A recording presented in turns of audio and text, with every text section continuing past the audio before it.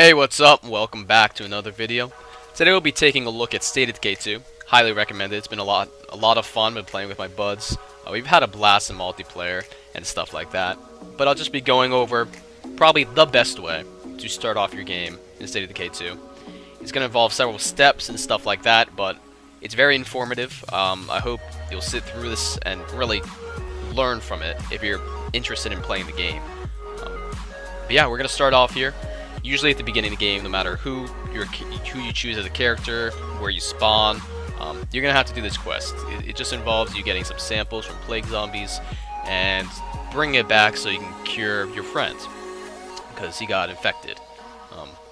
It's not that difficult to do, just go find them. They're all over the place because you've yet to destroy any hearts, so they should be spawning in several locations. And I also got infected at the beginning because I ran into a whole group of them and ran out of stamina, and they, attacked me and so on. But I mean, I cured the guy and myself pretty easily. It's not too difficult if you have the meds for it. But I mean, that's the first thing you want to do is that. What comes after that is just going to be scouring for materials, which you'll be seeing in a second. And you want to look for weapons, ammo, materials, any of that. But you don't want to upgrade your stations just yet. So I'm just looking through stuff. Also, another tip for the beginning: do not quick search. It's a bad idea. Unless you have a skill set, like one of your characters has searched quicker, or you have a less likely chance to crash while you're searching or cause noise. You don't want to quick search. You're just going to get trapped in a house, and it might lead to your character's death. So you just want to take your time in searching, go slow, but search as much as you can and get the things you need. Also, killing zombies at the beginning, as many as you can. Don't waste too much ammo, but, just killing zombies will upgrade your character and make it easier when you get further in. Also, another thing you want to keep in mind is surveying the area is probably one of the most important things to do at the beginning in any new area. You'll get to see possible locations of building, you get to see cars, infestations, even blood, plague hearts. I mean, any of that. It's really important to look around and see what's around you. If you find a weapons shop, I highly advise go there. You're going to get some weapons, get some stuff that's going to be extremely important in the future. And just like cars, you're going to want to get one of these as soon as possible. Any vehicle will do.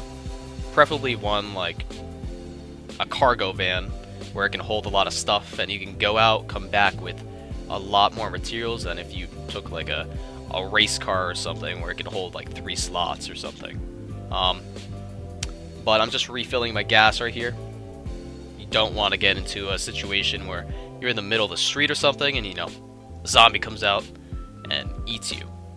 You want to be able to continue driving and not really worry about running out of fuel midway through your trip and dying, because characters are extremely important in this game, and if you lose one character, it's not like you can respawn. He's dead for good.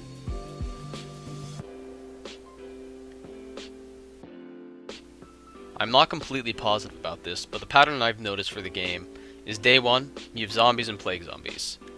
I think up to day 3, you're going to have bloaters and screamers. Screamers being the people that will alert other zombies you're there, and bloaters, they'll blow up on you.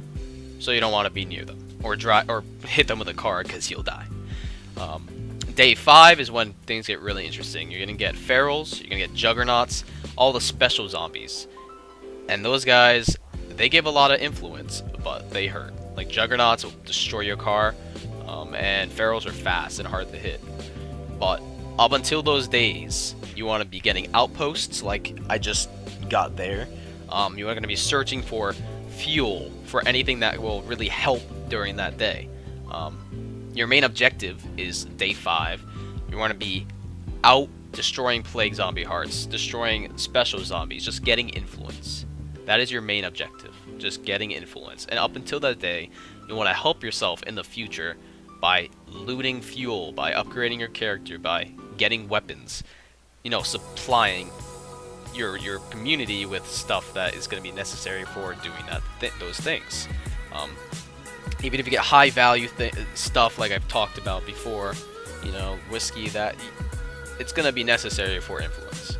And your main goal is to be getting influence, so that when you find a nice place besides your starting base, you're gonna want to move there as soon as possible.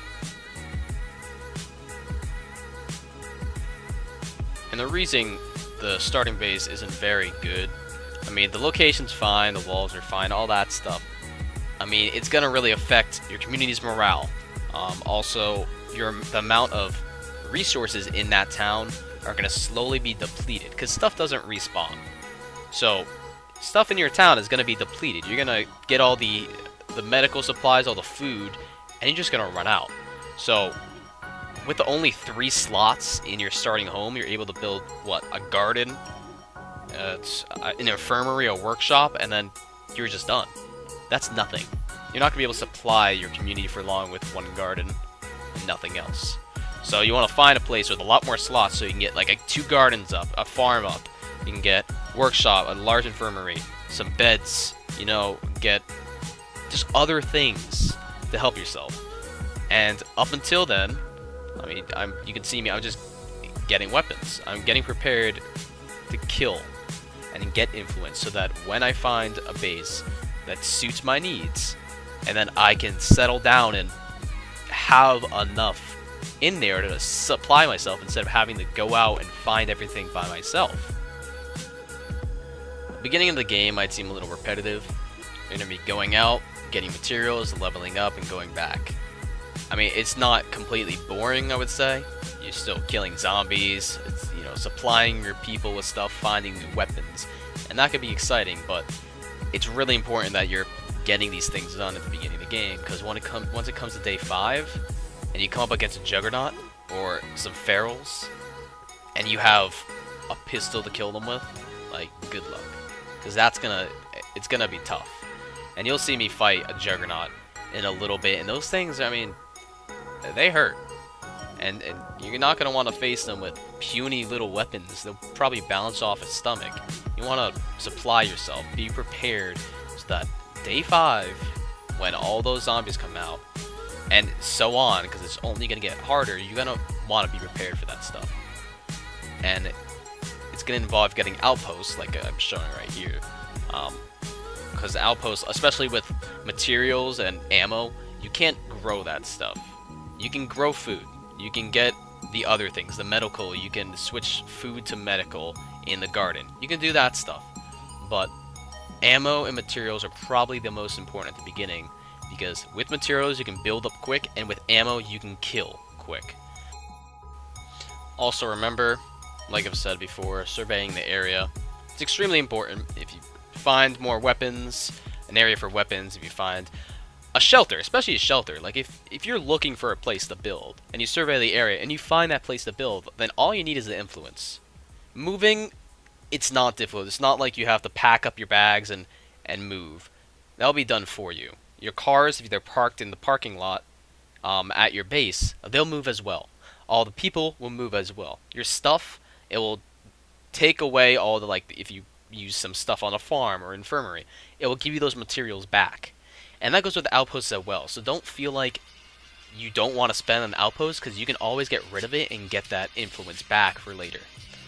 And like you saw a second ago in the command center, there is a way to make it so you get increased influence if you upgrade your command center.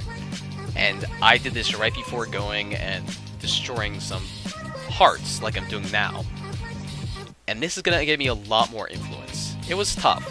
I did not go in the way I should have at the beginning, but that's because this is the first time I did it. I didn't know exactly how to do it, and that's why me being here is going to be a huge advantage to you guys, because I'm going to tell you exactly how you want to do this play cards, and it's not hard at all.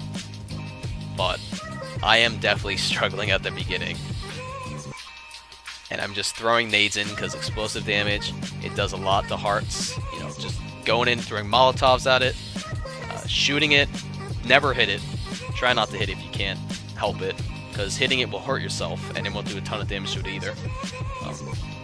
Try to avoid the zombies. I did not do a good job of this. You'll see in a second. I pretty much die. Um, it was tough. Like this, I did not expect this many zombies to come out because I swear I cleared all of them and they just came out of nowhere. But with a shotgun and you know, like being able to go in really quick and just destroying the heart, it won't be that difficult. I'll show you another trick in a second, but I'm just getting pounded on by these guys, and I'm lucky I made it out because I was pretty confident I was gonna die here, and just enjoy this, I guess.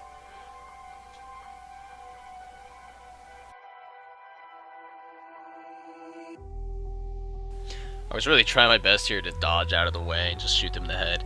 And I'm getting a bunch of influence, and leveling my character, like I got max level and shooting there. And I believe this is the character that I unlocked the skill that allows me to pretty much aimbot. It takes stamina, but I press spacebar and shoot him in the head.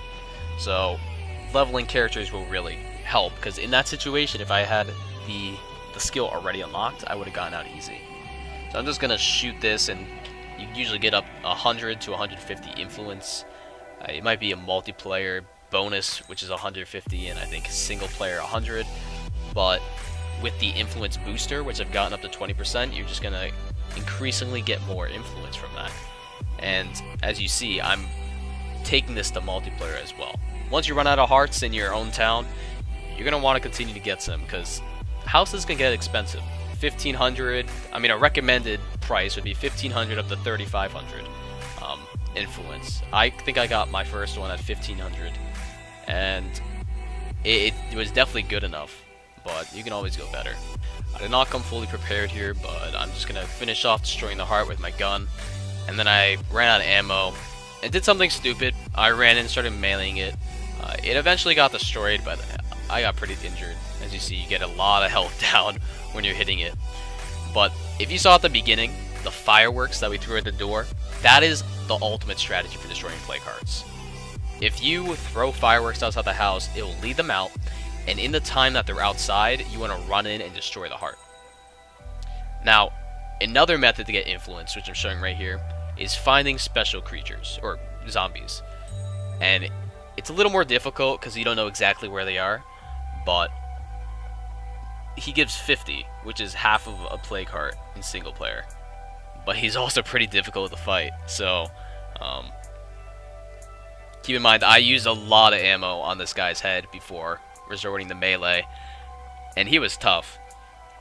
So be prepared to take something like that down several times in order to get the influence necessary. Finally, after a little bit of grinding for some influence, I think day 7 I arrived at this base. And day 7 or below, I mean, that's the recommended time to leave. But if you have to go to day 9 or whatever, it's not a huge deal as long as you can survive. But I transferred over. It wasn't as big as I thought it would be, but I had to get their morale back because it was pretty bad. But now I have food that can sustain my community, and I don't have to go out and worry about food anymore. I can also convert the food into medical, so I don't have to worry about medical anymore. I still have to worry about ammo and stuff like that, but I think at the time I had 3 outposts with ammo, so I didn't really have to worry about that too much. Fuel, I think I had 1 for fuel. Materials, I was pretty good at the time with materials, so I just said, whatever, let's get more on the other things and don't worry about it. And a second ago, you might have seen me making whiskey, and that came pre-built with my place. So if you find this place, whiskey's pretty good because it will give you 77 influence while trading, and you can just make it from ethanol, which is nothing. So it's a constant source of influence if you can find a base like this. And it was just, you know, it's a lot more defendable. There's a watchtower here, which is important to have. Boost morale, makes it so your place is more defendable. And I think I used the aimbot skill right here. Yeah, there we go. And I ran out. You see, I'm running out of stamina a lot quicker. My gun's also about to break, but I'm still able to hold my own because my character has been leveled. And I'm getting some influence as well, and now I can use that influence for other things, such as buying guns. Like I bought the Timberwolf, which is one of the best guns in the game, and I'm just unloading some stuff because I had some nice cars, and just everything is going well. They're cheerful, my morale, like, things are going my way now. And if I'd stayed at the other base, it would not have been like this. I would be constantly going out for food, constantly going out for other stuff, being bombarded by giant waves of zombies, and not having a place to defend it, not having enough room for people to sleep, and therefore the morale goes down. And all this stuff is just, you know, a huge problem. That's why you have to move out as soon as possible. From now on, it's really up to you. You can continue to find other places and build there. I'm really worried about, or I was worried about at the time, finding survivors that had the traits I wanted. Like this guy, I made into herbalism so that I can convert stuff into medical. I also upgraded my plants so that I had like a fertilizer mod, which is really important. It gives more food. And I was really just, at this point, trying to self-sustain enough where I can enjoy the game and not have to worry about going out 24/7 and barely surviving in my community. So anyway, I hope this was helpful and informative, and thanks for watching. This was, you know, several hours of footage, and I just combined it into one, and I hope you'll join me in some streams that I'll be doing with Titan Shield and upcoming videos. Thank you for watching.